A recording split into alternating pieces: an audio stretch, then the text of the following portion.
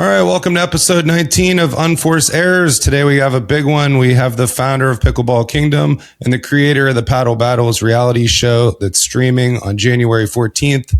Today, welcome to the show. It's Ace Rodriguez. Ace, thanks for joining us. Absolutely. Happy to be here, fellas. Awesome. So, Ace, we like to start all of these with the same question. Tell us about your introduction to pickleball. Yeah, I think like a lot of people, buddies of mine got into it. It was coming out of COVID. COVID was still here, but not really. It was that period.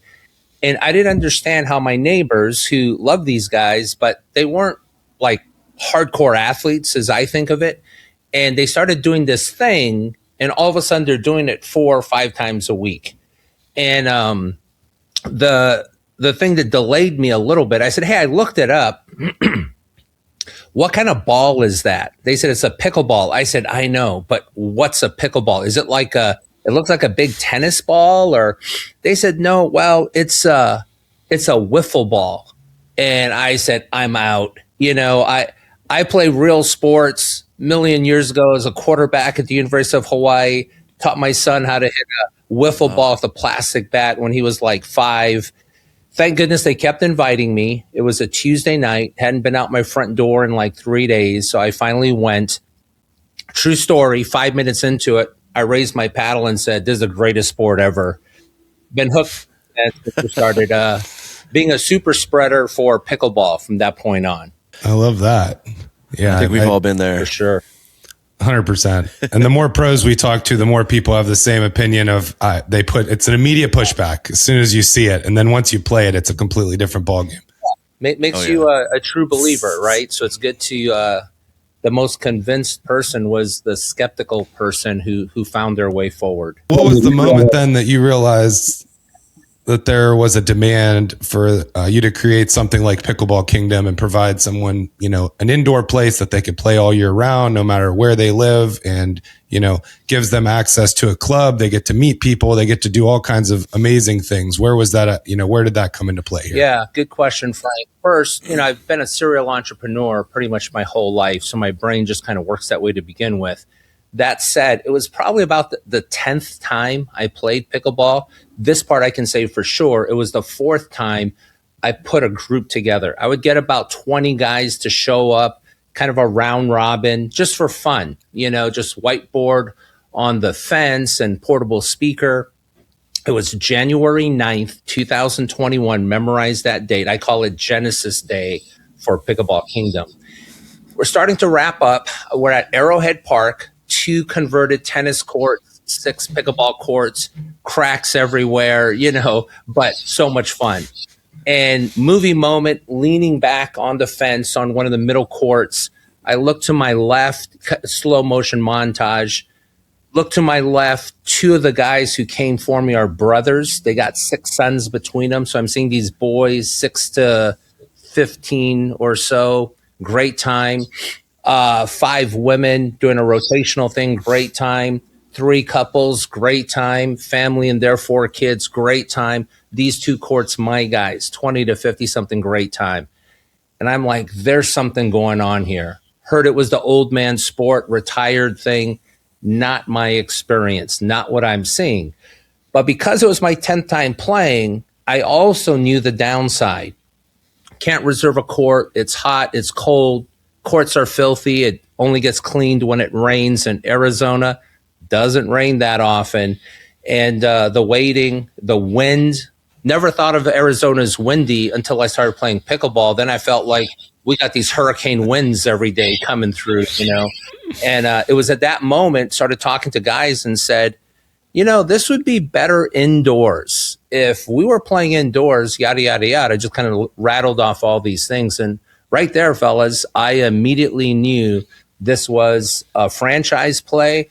And if we built the brand right, no reason it doesn't go international. We do get hurricanes down here, but so indoors always good when it's windy or rainy. But so then what separates Pickleball Kingdom from other indoor clubs? As respectfully as I can say this, I would say what I see most other companies doing is they're building a business, which I'm a business guy. Amen to that. But the difference with Pickleball Kingdom is we've truly been focused on building a brand.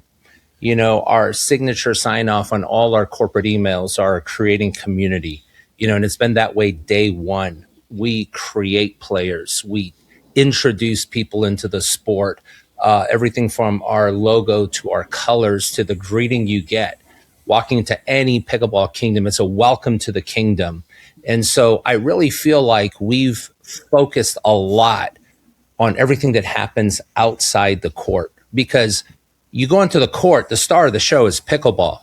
We don't have to do anything there. In fact, you don't want us to, right? Once you're on the court, it's like, hey, leave us alone.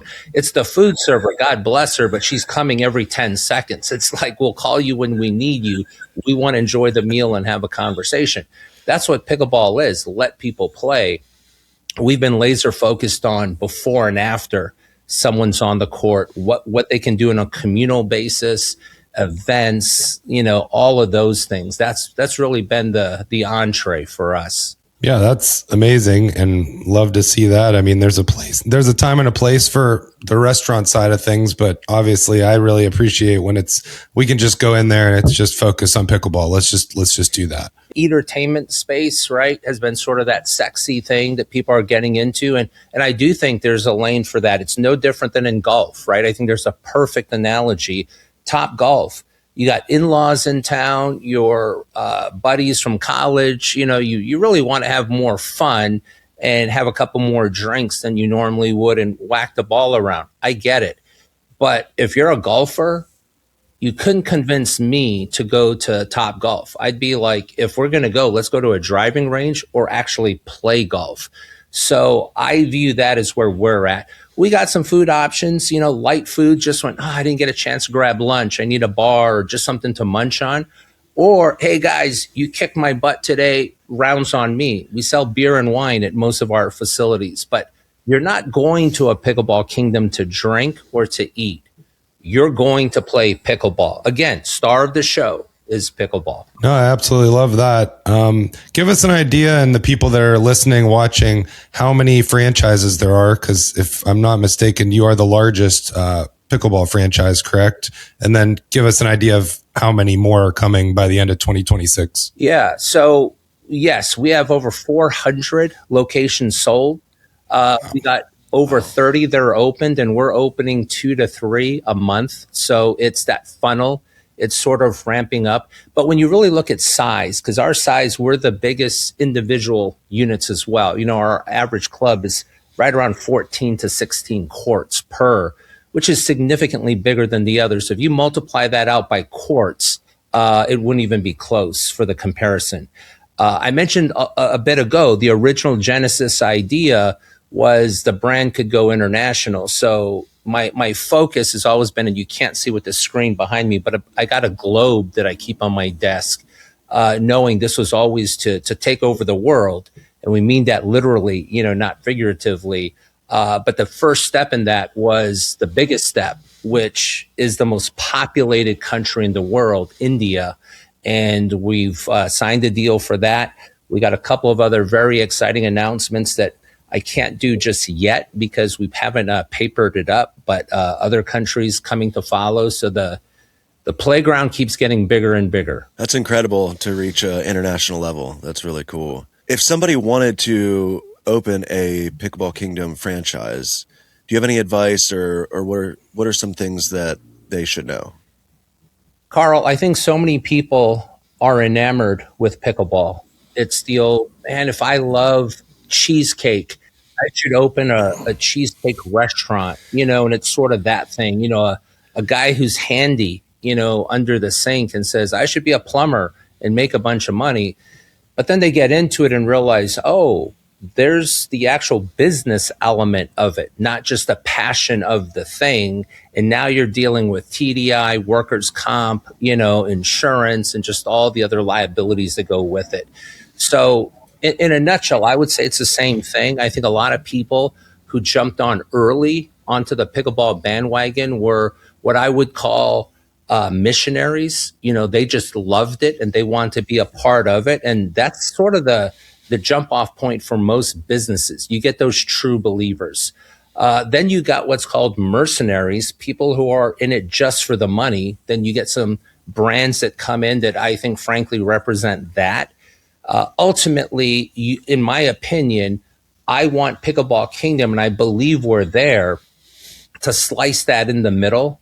We are players at our heart. We love the sport. I feel like we're ambassadors of the sport, but we're also business people. This isn't a hobby to us. This isn't a let's kind of roll the dice and see what happens. You know, we're using analytics as much as possible. We're really trying to make some smart business decisions and forecasts. So I put us in that kind of Amazon, Apple lane where love what they do. They have a vision and a passion, but they're taking specific business steps to enhance what they're doing and make sure the future comes to life.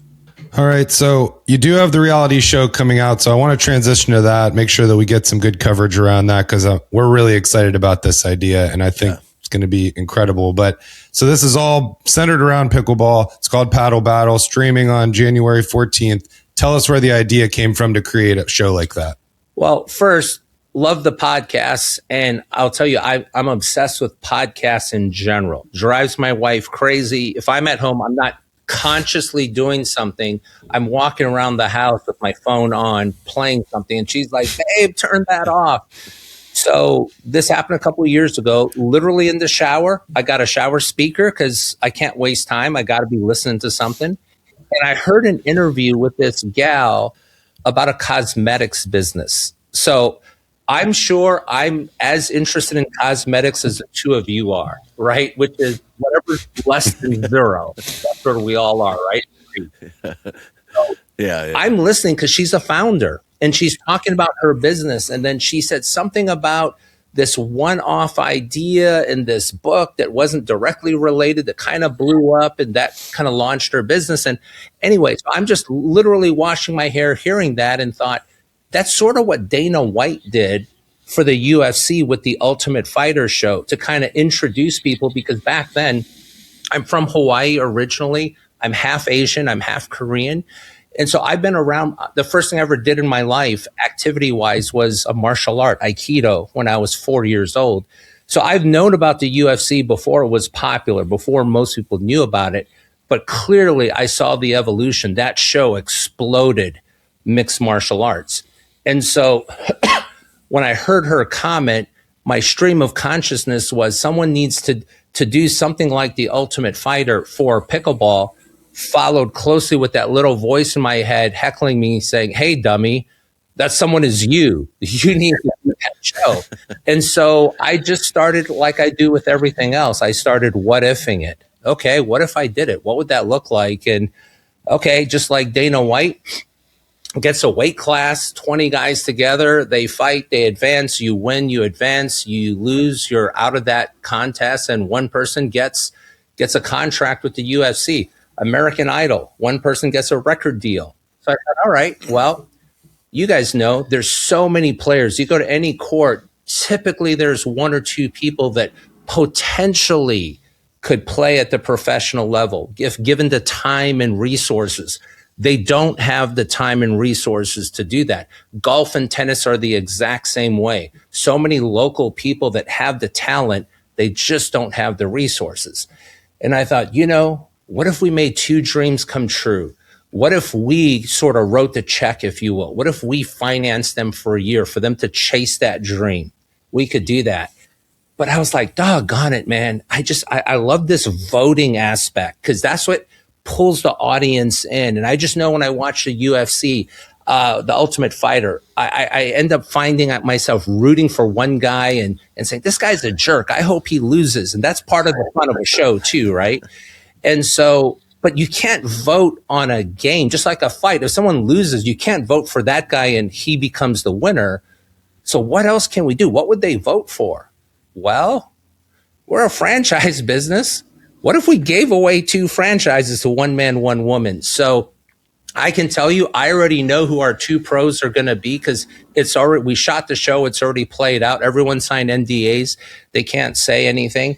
I don't even know who's going to get the franchises because as the shows drop, people will have a week to vote and then it's a cumulative vote at the end. So I'll tell you, it's 4 life-changing prizes that are being awarded. 2 that the players had in their hands. They dictated whether they won or not. But 2, the audience has the players' futures in their hands. They're going to dictate whose lives are changed in that realm. Yeah, that's incredible that you put this together for those people.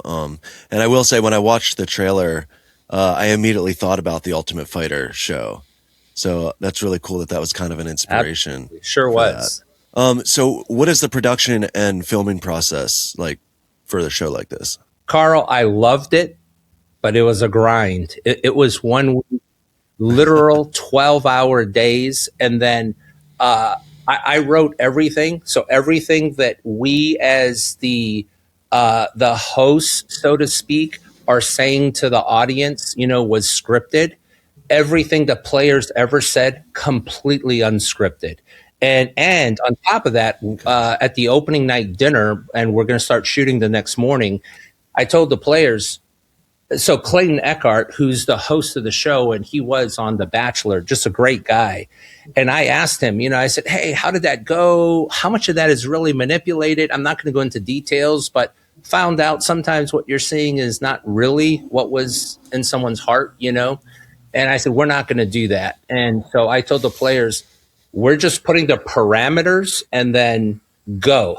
What happens, happens. To the point, I said, players, you're going to hear us. And once in a while, I'm saying the rules of the next part of this adventure. And I would flub up and say, okay, wait, cut. Let's run that back. I'm going to say it again. And I said, players, we're never going to allow you to do that. So when you're talking, there's no take 2. It's live. You can say anything. You can do anything.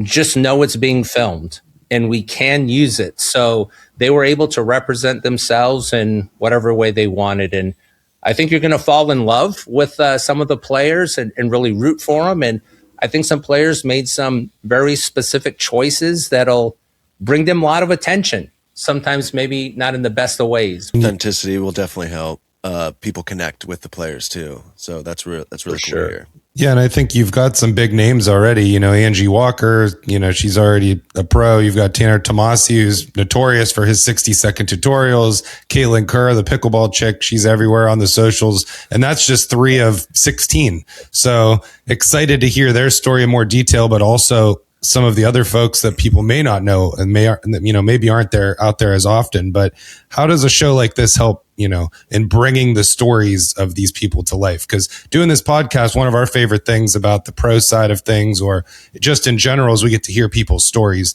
that otherwise maybe we wouldn't know about. So give us a rundown on what that's been.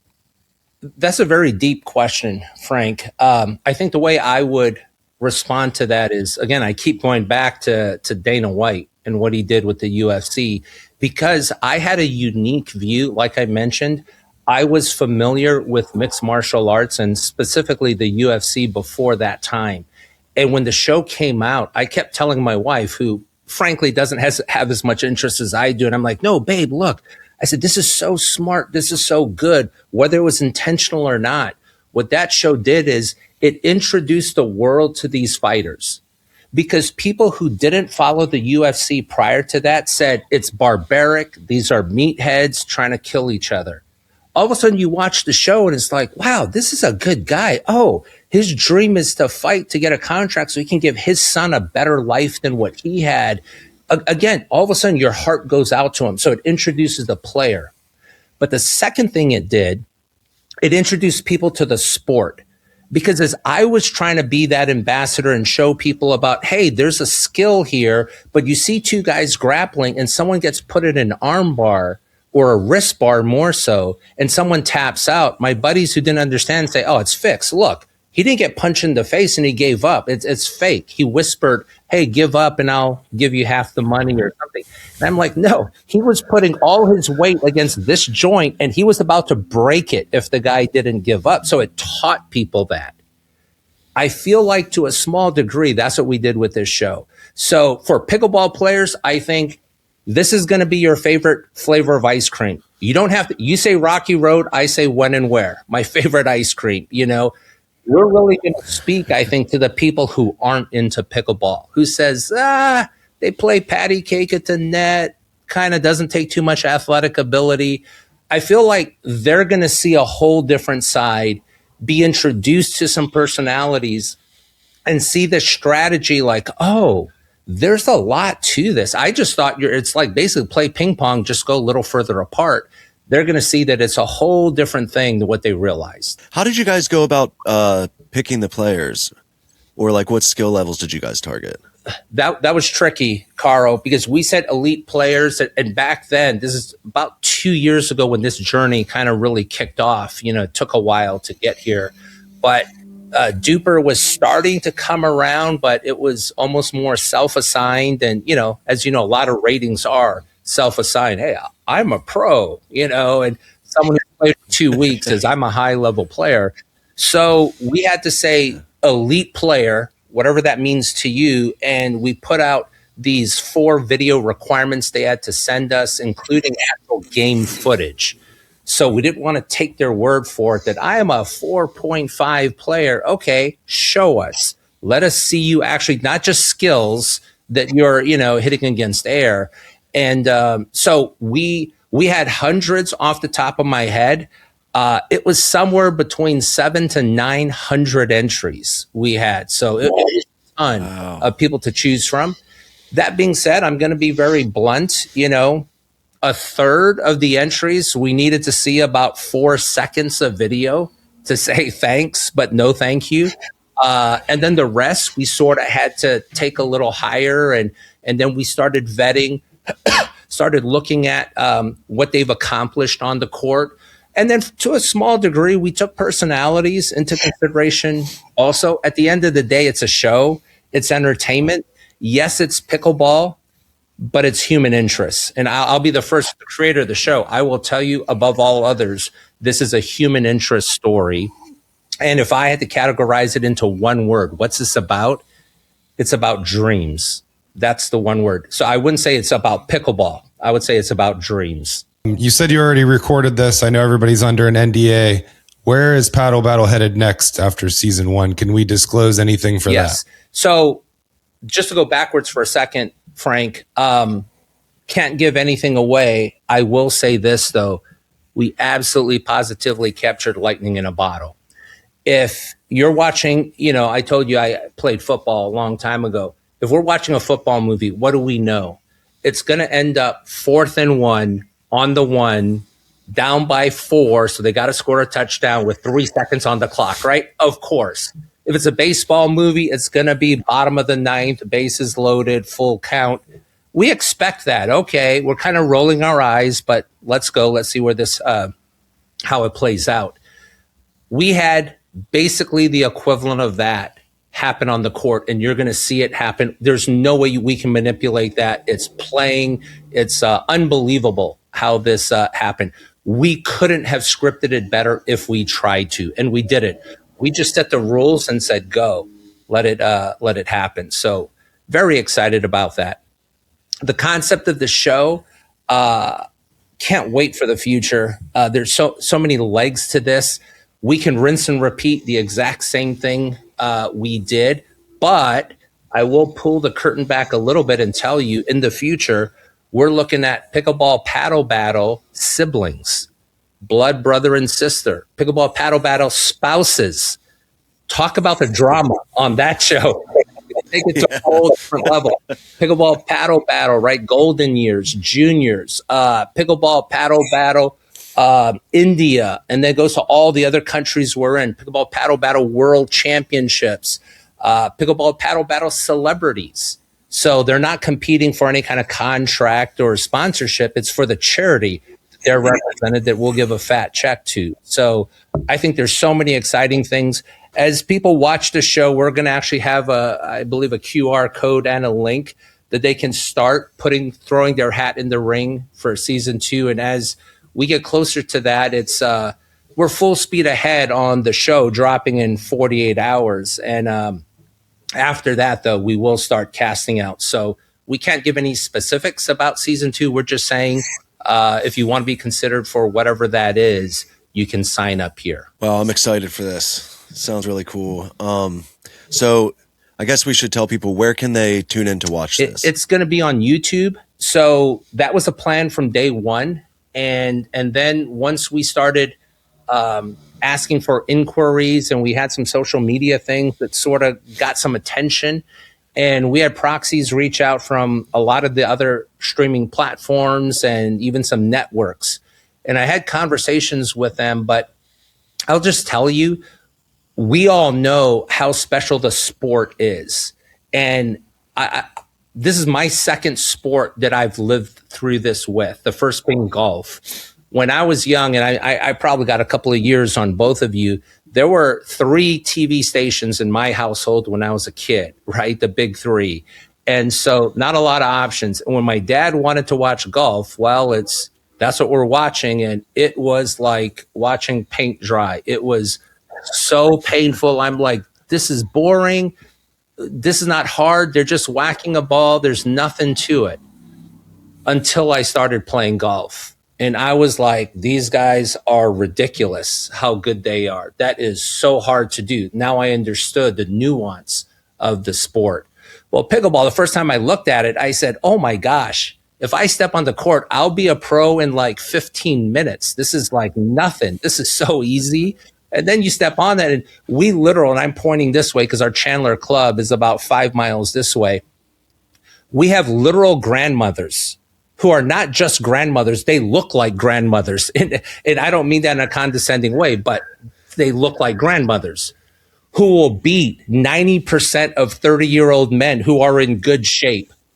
So no other active sport can allow that to happen besides pickleball. I really think that's the allure. That's the exciting part of it. So much fun. This is a journey and an adventure that I just feel very blessed to be on. Well, I think we're looking forward to it, and we're happy that we got a chance to talk with you about it, and really pumped to push this out to our audience, because we have I think a lot of people that are getting really into the pro scene now. That is kind of our demographic, and a lot of pros as well that we interact with through different tournaments. And so I think it'll be interesting to see the feedback from this, but it's really exciting stuff, and we really appreciate it. Yeah, no doubt, Frank. It's the community, right? It's the greater community. And I'll just say this. I think we're in the pickleball space on the professional level where the NFL was back in the 50s and 60s, when we see those old kind of grainy footage and you hear that great voice of Sable or whatever the guy's name was, who's commentating on what you're seeing. And, it was a great sport back then. It just didn't have all the popularity that it has today. And you look at where it is now, it's just because back then people were still learning all the rules of football and what it's all about. I know with everything in me, pickleball will have every bit that juice and that punch. But the only way it's going to happen, we got a lot of people that are in that high level space in pickleball. We have to build the masses. This community has to get bigger for everything to grow and everything to get pushed up. So we're just excited to be touching every part of the pickleball universe, from the brand new person who plays to the person who's never played. He said, what's this thing that everyone's obsessed about? I feel like there's an inside joke that I'm on the outside of. We want to introduce them to the sport, and we're excited now to be venturing into that professional level as well. And we got some very big conversations with big brand names that want to be now in the pickleball world. I think everyone's kind of had a wait and see approach. Like, is this a fad? Is this the flavor of the month?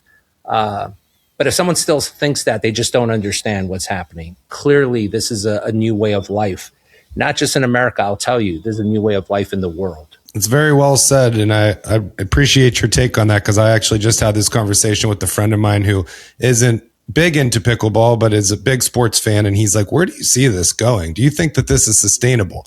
And I said, yeah, I absolutely think it is. I think, as you said, we're kind of just scratching the surface here.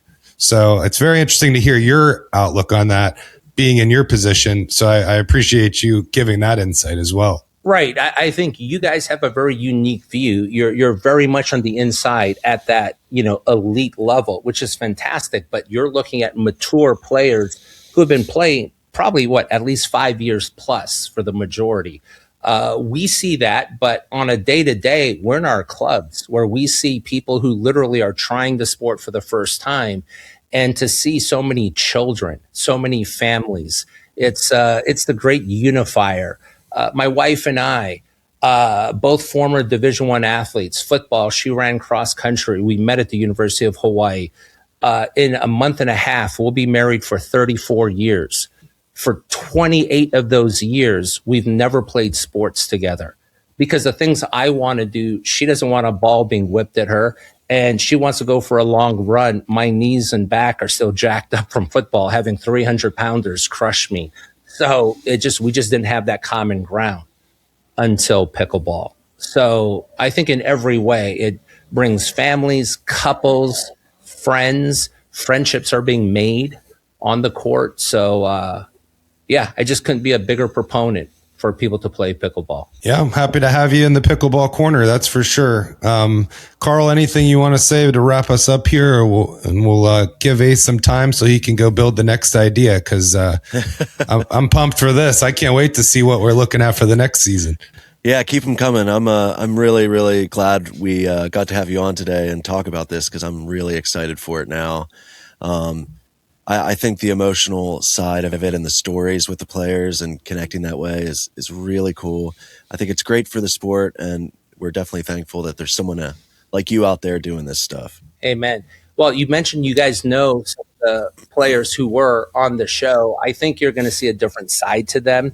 And I think you're really going to see a vulnerability, maybe that you don't know, maybe you do, but it was almost a last minute addition that I think it was a couple of days before the shoot. I thought, you know what? I'm going to require the players do a video diary. So every day they had to get their own phones.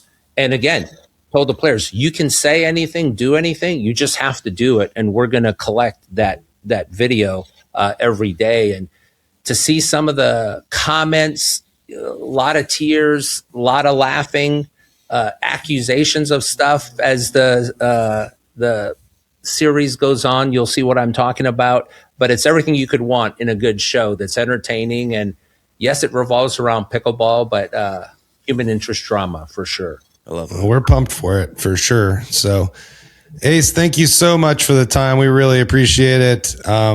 As far as us, this is episode 19. This is our first guest of 2026, and it was a big one. So hopefully you enjoyed this episode here. We're looking forward to checking out Paddle Battles on January 14th, streaming on YouTube. So until then, you will see Carl and I again, unfortunately for all of you, but we'll be back for another episode for episode 20. And until then, you can follow us everywhere at Unforced Airs PB, and we'll see you on the next one.